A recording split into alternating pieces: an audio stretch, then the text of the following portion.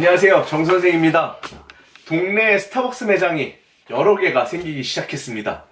과거 스타벅스는 주요 허브 지역인 광화문, 강남, 신촌, 여의도, 구로 디지털 단지를 제외하고 동네 상권에는 매장을 한 곳씩 두는 경우가 많았었는데요. 하지만 최근에 스타벅스가 매장 수를 빠르게 한 동네 빠르게 확장 여러 곳을 하고 있다는 이야기를 많이 들을 수 있었습니다. 서울과 약간 떨어진 도시 광명을 예로 들어보겠습니다. 광명 중에서도 철사는 상업지구가 형성되어 있어서 누가 보아도 스타벅스 매장이 뭐 3개 있어도 이상하지 않다는 생각이 들죠. 그에 비해서 하안동입니다. 하안사거리에 있는 스타벅스 한 매장이 그동안 주공 12단지를 커버했었는데, 아무리 세대수가 많다고 하지만 최근 매장에서 200m 떨어진 곳에 두 번째 매장을 오픈했습니다. 스타벅스가 동네 상권에 들어와도 너무한 것이 아니냐, 너무 들어온 것이 아니냐는 커피숍 사장님들의 원성을 들을 수 있었습니다. 이뿐만이 아닙니다. 3년 전 시흥 대하상지에 스타벅스가 들어오고 2019년 말 며칠 안 됐어요. 150m에서 한 200m 떨어진 곳에 스타벅스 DT점이 생겨서 커피숍 사장님들의 원성을 또 들을 수 있었습니다. 하지만 이에 코웃음 치듯 스타벅스는 대하점에서 한 100m 반경에 스타벅스 한 곳을 더 오픈하게 되었습니다. 지금 공사 중인데요. 물론 근처 프로지오 6단지가 한 약 2000세대 정도 되는데 추가적으로 유입될 것으로 보여서 이번 연에 장소를 확장한다는 측면에서는 오픈을 하는 것이 좋아 보입니다. 건물주는 스타벅스의 입점을 스타벅스 입점을 좋아할 거고 열광을 하겠죠.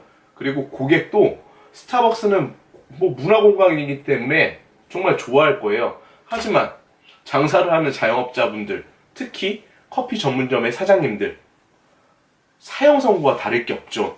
정말 힘들 겁니다. 왜 스타벅스는 이런 전략을 쓰는 걸까요?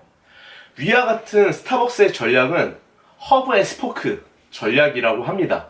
자전거의 바퀴 한번 상상해 보실까요? 바퀴의 한가운데 허브가 있고 쇠창살이 펼쳐져 있습니다. 페달을 통해서 허브로 힘이 전달되면 쇠창살을 통해 바퀴가 굴러간다는 공식인데요. 밀집상권을 선택하고 집중해서 퍼포먼스를 내겠다는 스타벅스의 전략이 엿보입니다. 그렇다면 스타벅스의 허브 지역 요건은 어떻게 될까요? 첫 번째, 소비자가 지식근로자가 많은 곳.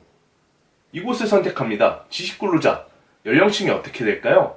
20대에서 한 40대, 50대까지는 가지 않을 거예요. 40대 초중반까지 가겠죠. 스타벅스 주 소비층이 많은 곳이라면 이런 지식근로자가 많은 곳이라고 말씀드릴 수 있겠습니다. 두 번째는 지리적 요건입니다. 지리적 경쟁력은 역세권, 그리고 주요 밀집상권, 그리고 지식상권이 될 수 있겠습니다. 영상을 정리해 보겠습니다. 허브 앤 스포크 전략은 선택과 집중을 의미합니다. 그동안 스타벅스는 주요 상권에 들어가 명소의 역할을 했었죠. 하지만 이제는 허브 상권에 들어가 상권을 독점하고 장악할 것입니다. 그렇다면 스타벅스가 허브로 선택하는 요건에는 무엇이 있을까요? 지형적인 요건과 그리고 소비층이 밀집한 요건, 이렇게 두 가지가 있을 것입니다. 오늘 영상은 프랜차이즈 2호점을 이제 오픈 중에 계신 사장님과 상담을 하며 준비를 했습니다.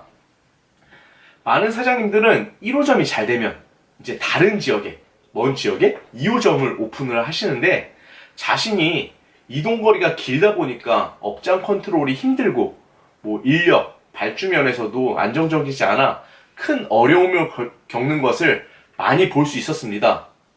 이번 영상에서 소개한 허브 앤 스포크 전략을 사용한다면 2호점을 준비하실 때 어떻게 하실까요? 바로 1호점에서 정말 멀지 않은 곳에 하시겠죠. 앞으로 스타벅스가 이미 형성되어 있는 상권, 그곳에 스타벅스 2호점, 3호점 이런 곳에 입점할 거예요.